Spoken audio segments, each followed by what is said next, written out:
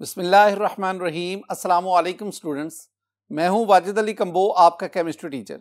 Student second year chemistry chapter 13 carboxylic acids, और आज हम physical characteristics of carboxylic acid इनको स्टडी कर। तो ये हम आगाज करते हैं।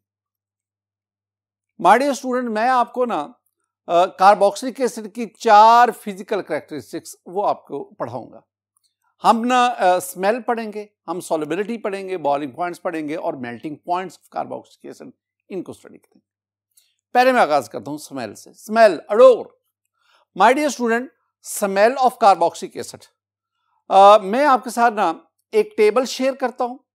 उसमें मैं 2 पॉइंट्स जो है ना, 2 पॉइंट्स यानी मैं पहले ना C1 to C3 यानी पहले जो 3 एलिफेटिक कार्बोक्सिलिक एसिड, पहले 3 एलिफेटिक यानी formic acid, acetic acid, propionic acid, इनके हम जो अडोर और इनकी फिजिकल स्टेट उसको देखेंगे।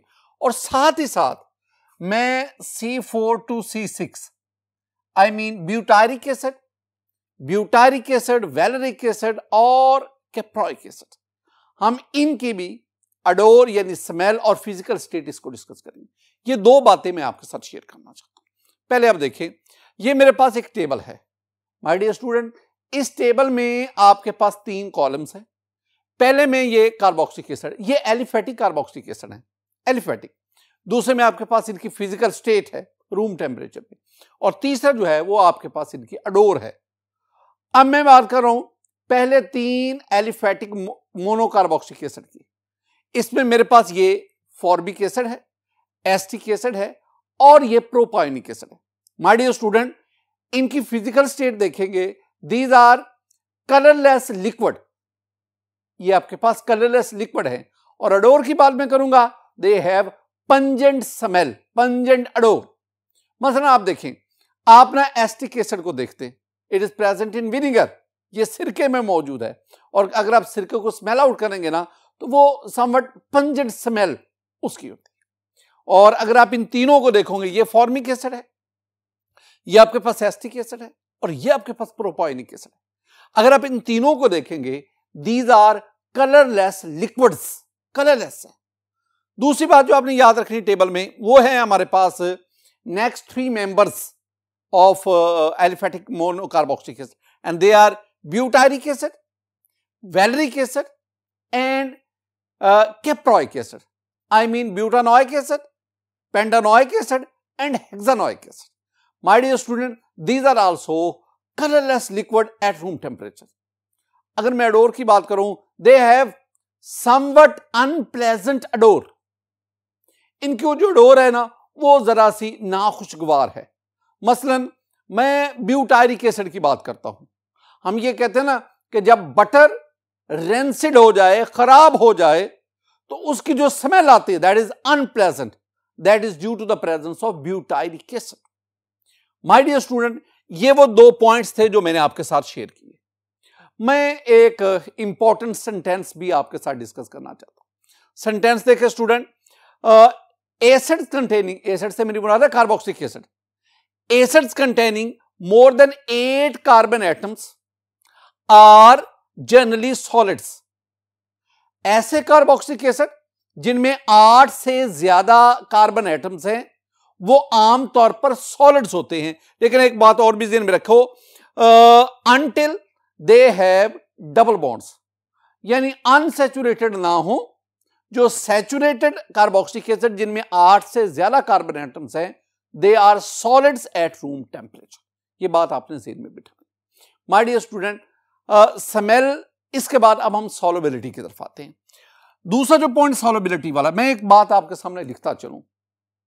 सॉल्युबिलिटी का जनरल प्रिंसिपल क्या है? General principle of solubility is like dissolves like. अच्छा, इसका हम मानी भी जानना चाहते हैं। इसका मतलब होता है पोलर पोलर को डिसॉल्व करता है, नॉन पोलर नॉन पोलर को डिसॉल्व करता है। Like dissolves like. फर्दर हम स्टडी करने से पहले मैं 2 बातें आपके गोश गुजार करना चाहता हूं। मैं कार्बोक्सिलिक एसिड की सॉल्युबिलिटी ना वाटर में आपके साथ शेयर करूंगा, यानी solubility of carboxylic acid in water. पहले आप ना कार्बोक्सिलिक एसिड का स्ट्रक्चर देखें, RC+O OH। अब इसमें अगर आप देखेंगे ना तो इसके दो हिस्से हैं, एक ये कार्बोक्सिलिक ग्रुप वाला हिस्सा, this one is polar part, ये पोलर है, और ये दूसरा अल्काइल या जिसे हम हाइड्रोकार्बन हिस्सा कह सकते हैं। और ये जो हाइड्रोकार्बन पार्ट है, this one is non polar, यानी overall carboxylic acid, this one is a combination of polar part that is carboxylic and non polar part that is hydrocarbon, जिसे हम अल्काइल कहते हैं। इसी तरह अगर आप वाटर की बात करें, you know water is a polar solvent, तो हम कार्बोक्सिलिक एसिड की वाटर में सॉल्युबिलिटी इसको डिस्कस करने जा रहे हैं। दो तीन इंपॉर्टेंट पॉइंट्स। पहली बात, my dear student, among aliphatic acids, aliphatic monocarboxylic acid, the first four members are very soluble in water। दो बातें, पहले तो आप बात इतनी देर में बिठाए ना कि आपके पास ये स्टूडेंट एक टेबल है, दो कॉलम, एक तरफ कार्बोक्सिलिक एसिड और ये कार्बोक्सिलिक एसिड है एलिफेटिक मोनोकार्बोक्सिलिक एसिड, दूसरी तरफ मैं इनकी सॉल्युबिलिटी की बात कर रहा हूं, और सॉल्युबिलिटी में ले रहा हूं उनकी ग्राम पर 100 ग्राम ऑफ वाटर, इसमें ले रहा हूं।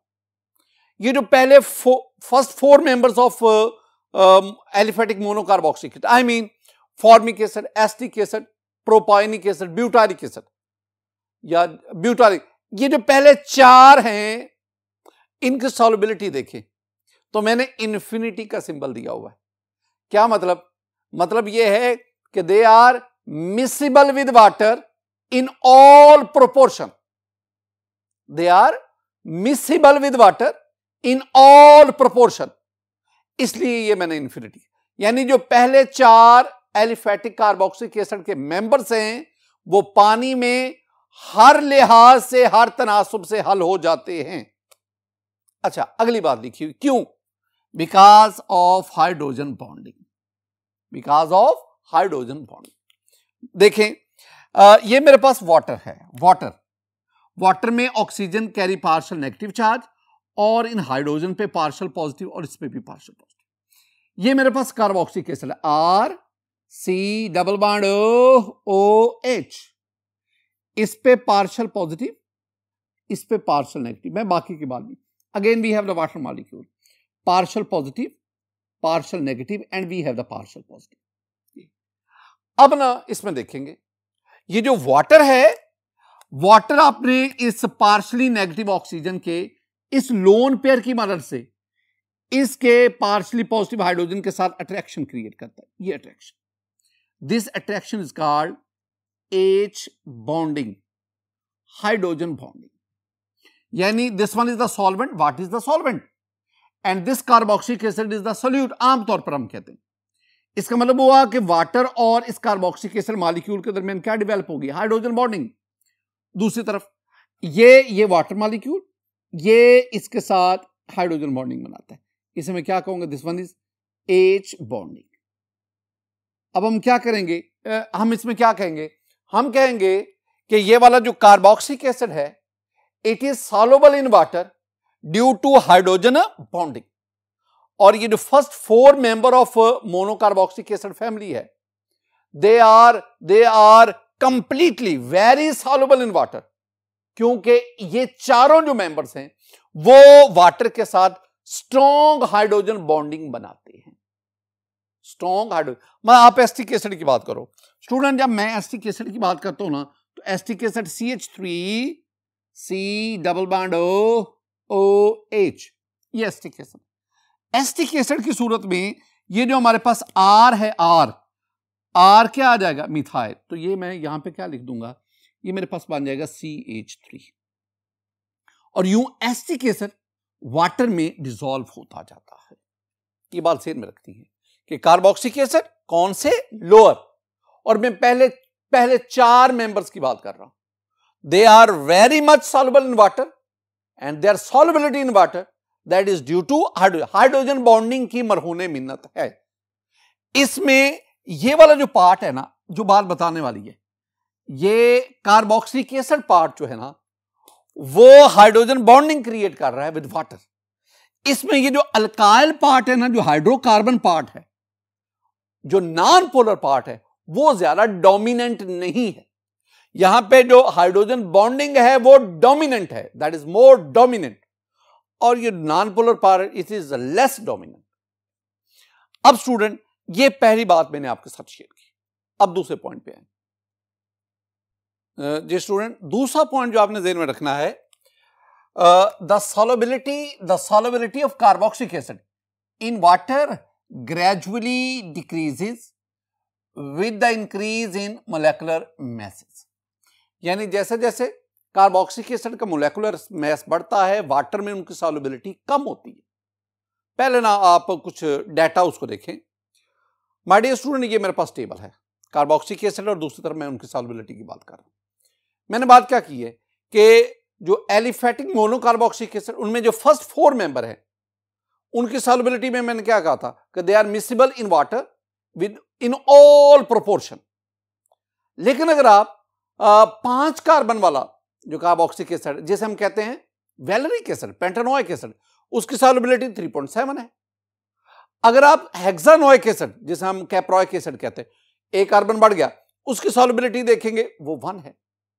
इसी तरह 7 कार्बन वाला, 8 वाला, 9, जैसे जैसे कार्बोक्सिलिक एसिड में कार्बन चेन की लेंथ बढ़ती जाती है, हाइड्रोकार्बन चेन की लेंथ बढ़ती है, वैसे वैसे आप उसकी सॉल्युबिलिटी वैल्यू देखें।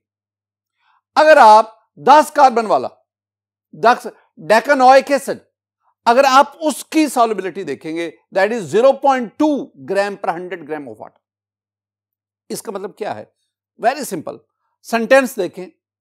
As the length of hydrocarbon chain increases, the solubility of carboxylic acid in water decreases.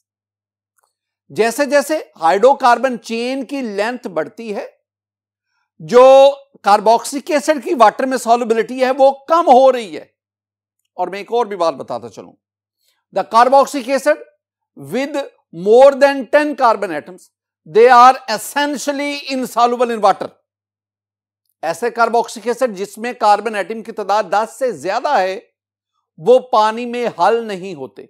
You have the stearic acid, you have the oleic acid, you have the palmitic acid, all these acids are insoluble in water. Reason की तरफ आए, reason क्या है? My dear student, मैंने आपको शुरू में क्या समझाया था? मैंने कहा था ये जो कार्बोक्सिलिक एसिड का मॉलिक्यूल है, इसके 2 हिस्से हैं। एक ये कार्बोक्सिलिक ग्रुप वाला part, this one is a polar, और एक ये अल्काइल यानी hydrocarbon part, this one is non polar. जैसे जैसे हाइड्रोकार्बन इसकी लेंथ बढ़ती जाती है, कार्बन चेन की लेंथ बढ़ती जाती है, वैसे वैसे इसमें जो डाइपोल फोर्सेस है, आई मीन जो हाइड्रोजन बॉन्डिंग है, वो लेस प्रोमिनेंट होती जाती है, और ये जो डिस्पर्शन फोर्सेस हैं, दे बिकम्स मोर प्रीडोमिनेंट, और नॉन पोलर पार्ट के बढ़ने की वजह से इनकी polar solvent I mean water में सॉल्युबिलिटी क्या होती जाती है? कम होती है। ये चीजें आपने ज़हन में बिठानी। माय डियर स्टूडेंट, आगे हम बढ़ते हैं। We have the boiling points. Boiling points में हम क्या कहेंगे? The boiling points of carboxylic acid are relatively high due to inter molecular hydrogen bonding. 2 बातें यहां पे हैं। एक बात यहां तक है कि कार्बोक्सिलिक एसिड का बॉइलिंग पॉइंट रिलेटिवली ज्यादा होता है, और आगे उसकी ये रीजन बताई गई है कि क्यों इनका बॉइलिंग पॉइंट ज्यादा होता है।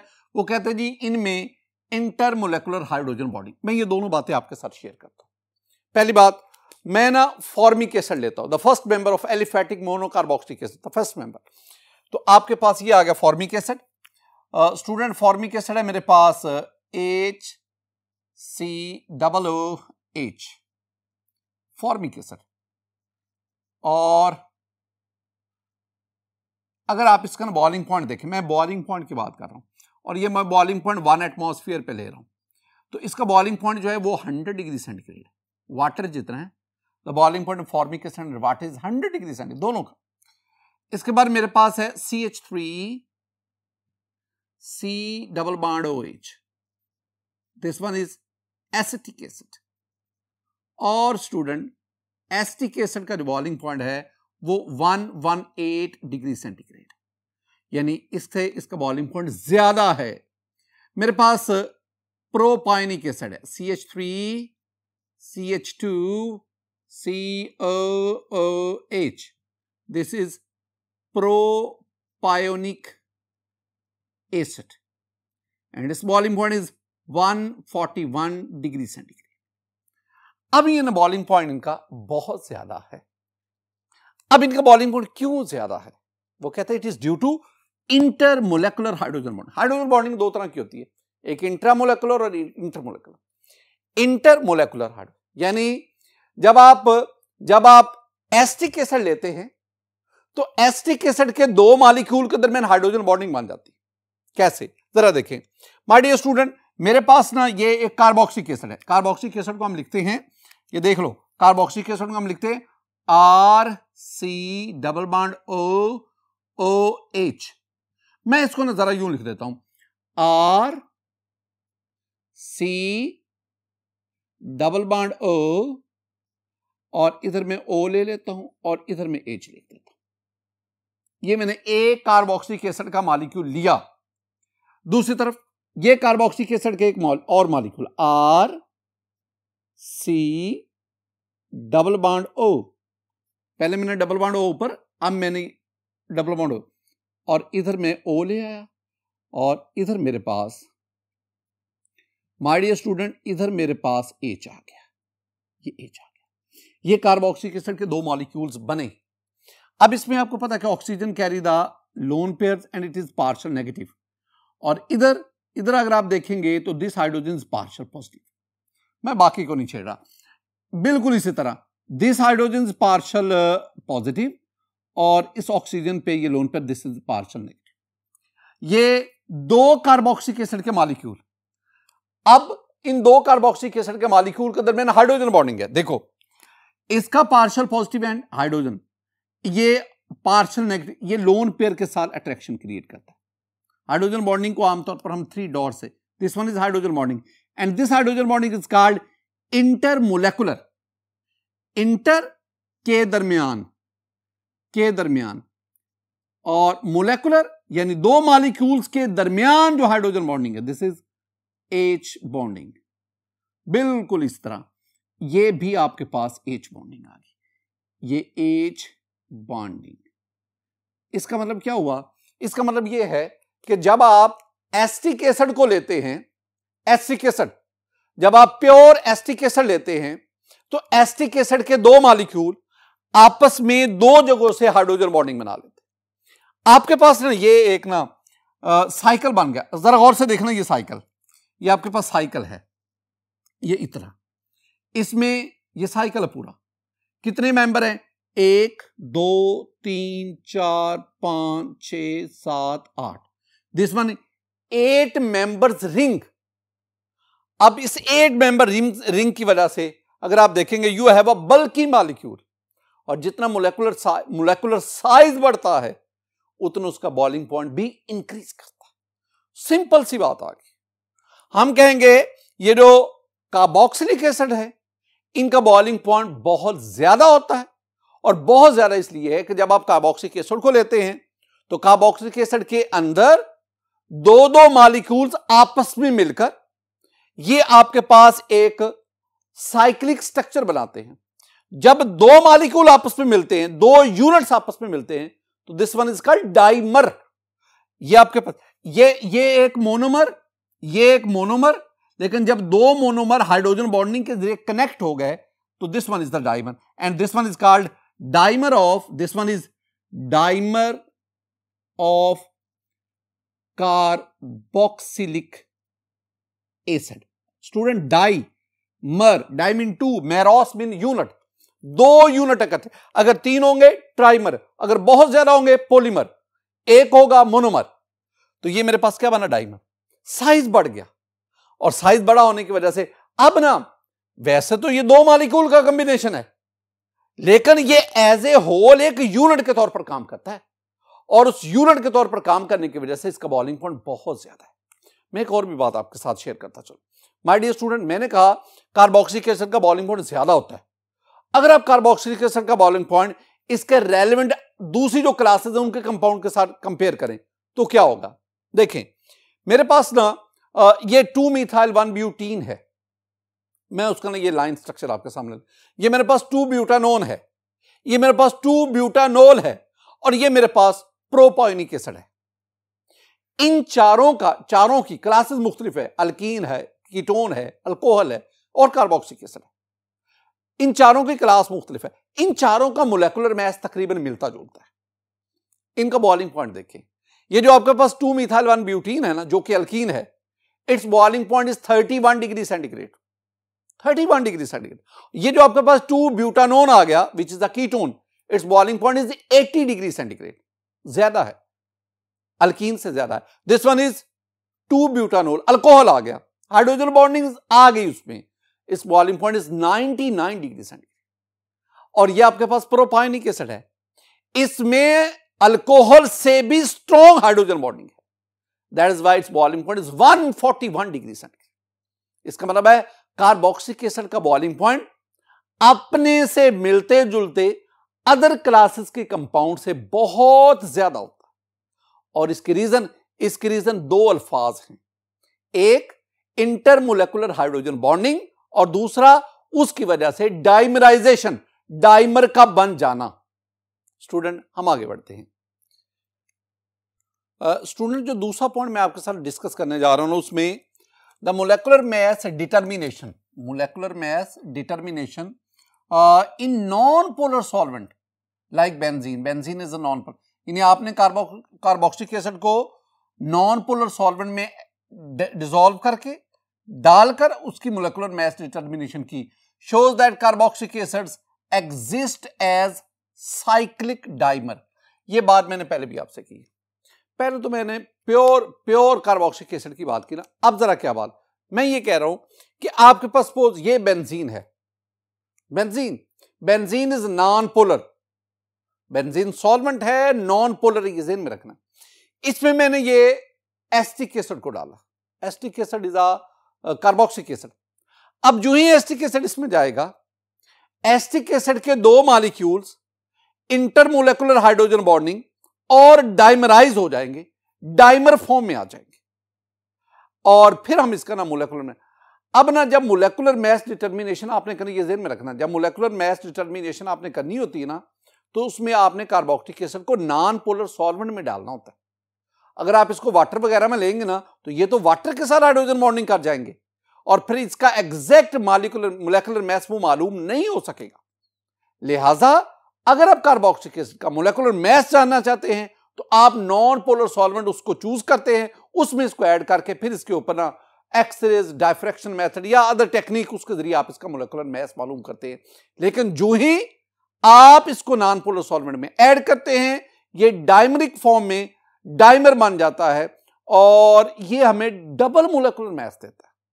एक बहुत बहुत इंपॉर्टेंट शॉर्ट आंसर क्वेश्चन, जरा देखिए स्टूडेंट, शॉर्ट आंसर क्वेश्चन है, why the molecular mass of carboxylic acid become double in non-polar solvent।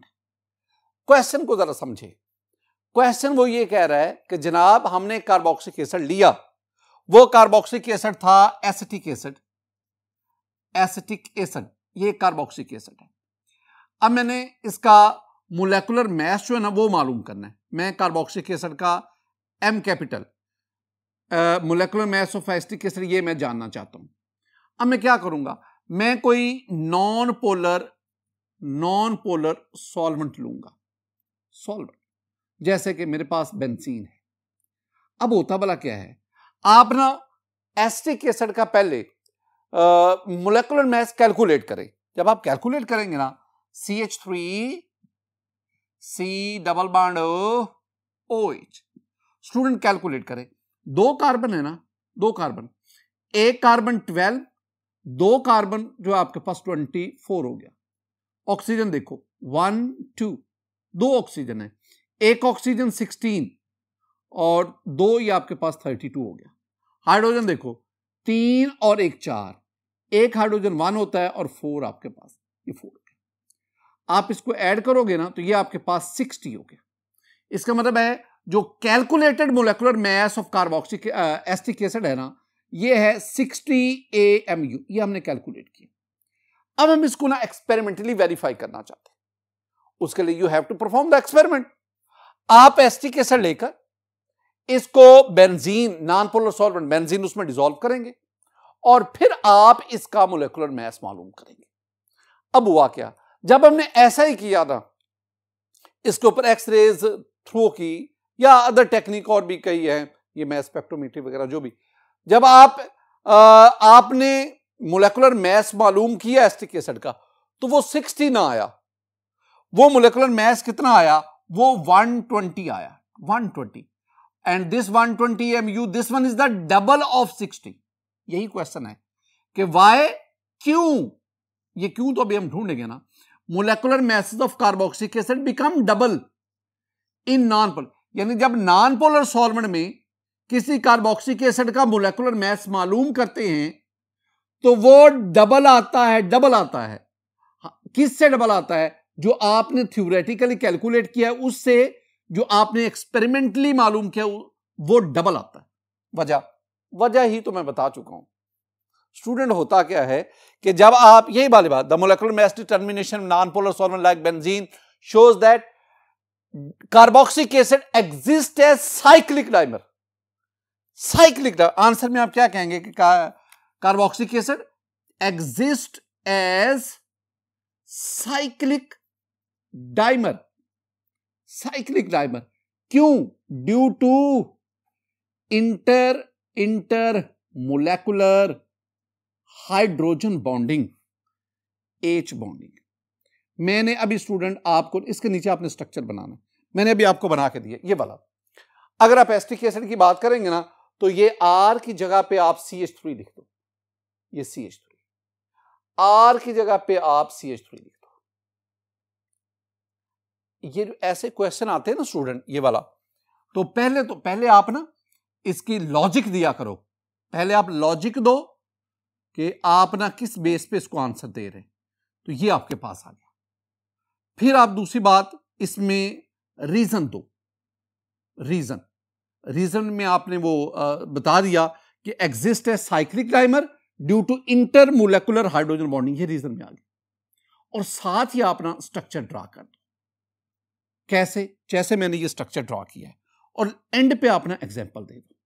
Example में आप एसिटिक एसिड की एग्जाम्पल दे सकते हैं कि एसिटिक एसिड का जो थ्योरेटिकली या जो कैलकुलेटेड मोलेकुलर मास है वो 60 है, लेकिन जब आप एसिटिक एसिड को बेंजीन में लेकर, नॉन पोलर सॉल्वेंट में लेकर आप उसका एक्सपेरिमेंटली मोलेकुलर मास डिटरमिन करेंगे तो वो 120 आ जाता है।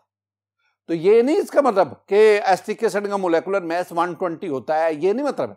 वो 120 तो उसके डाइमर का है ना, दो एसिटिक एसिड मॉलिक्यूल का है ना 120। अगर आप एक का निकालेंगे, जो मोलेकुलर मास लेंगे, वो एग्जैक्टली कितना आएगा, 60 आएगा। माय डियर स्टूडेंट, अब हम ना बॉइलिंग पॉइंट से आगे बढ़ते हैं मेल्टिंग पॉइंट की तरफ। Melting point of carboxylic acid, important points जरा देखो। The melting point of carboxylic acids increase irregularly. ये हमारी डिस्कशन इसी नुक्ते पे ही रहेगी।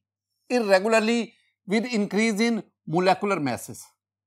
जैसे मोलेकुलर मास बढ़ता है कार्बोक्सिलिक एसिड का, मेल्टिंग पॉइंट इर्रेगुलरली, जब आप मेल्टिंग पॉइंट की बात करते हैं ना, तो आप उस कंपाउंड को सॉलिड स्टेट में लेते हैं।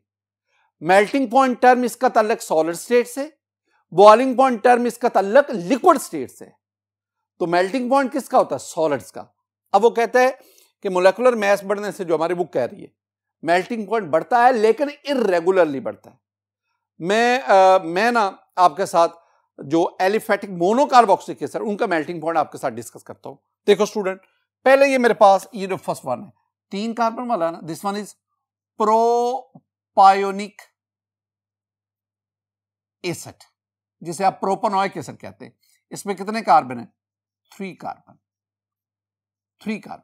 माय डियर स्टूडेंट, अगर आप प्रोपायोनिक एसिड जिसमें 3 कार्बन है, अगर आप इसका बॉइलिंग पॉइंट देखेंगे तो इस boiling point is -22 degree centigrade, -22। ये आपके पास आ गया ब्यूटायरिक एसिड। ये बार बार आपको याद करना, हम इसे ब्यूटानोइक एसिड भी कहते हैं, ब्यूटानोइक एसिड। इसमें कितने कार्बन है, इट हैज 4 कार्बन एटम्स, 4 इसमें कार्बन है। 1 2 3 4। आप इसका बॉइलिंग पॉइंट देखेंगे student, it's boiling point is -6 degree centigrade, -6। You have 1 2 3 4 5, 5 वाला valeric acid, common name is valeric acid and its Yopik name is pentanoic acid. Its boiling point, it has 5 carbon, 5, and its boiling point is -36 degree centigrade.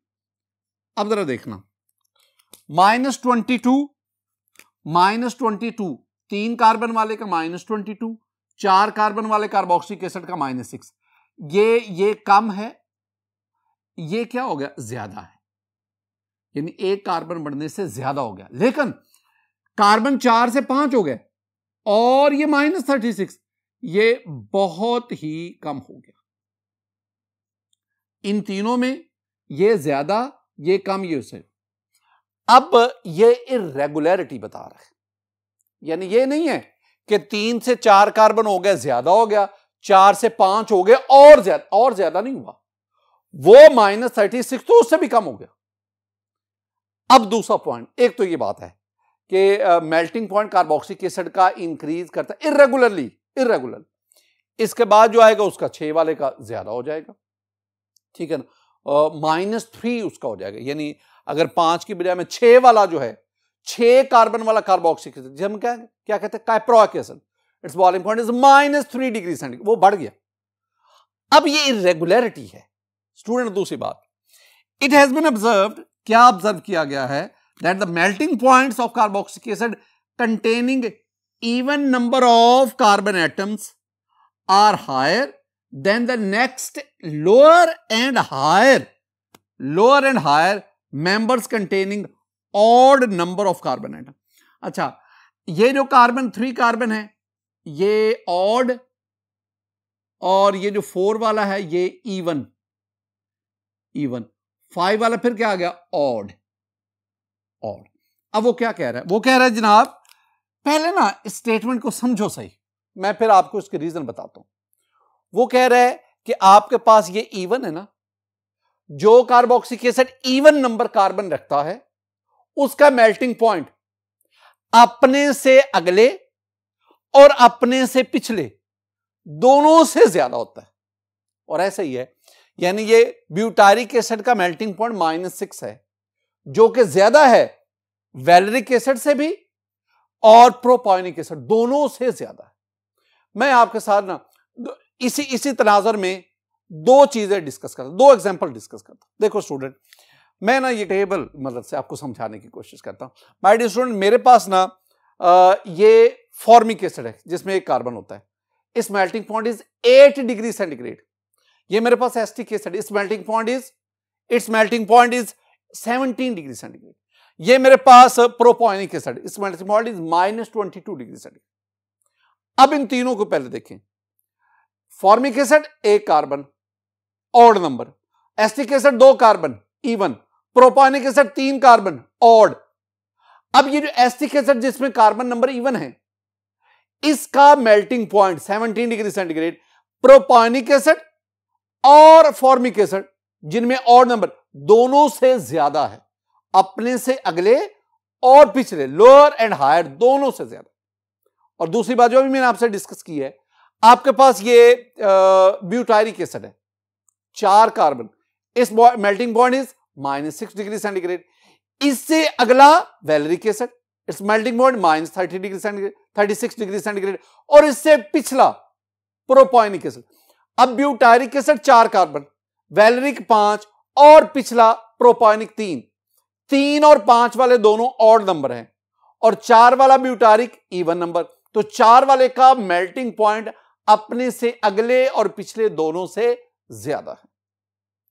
Overall आप देखेंगे ना, overall नजर क्या आ रहा है, overall ये नजर आ रहा है, जो ऐसे कार्बोक्सिलिक एसिड जिनमें इवन नंबर कार्बन एटम पाए जाते हैं, 2 हैं, 4 हैं, 6 हैं, जिनमें इवन नंबर कार्बन एटम पाए जाते हैं ना, उनका मेल्टिंग पॉइंट ज्यादा है।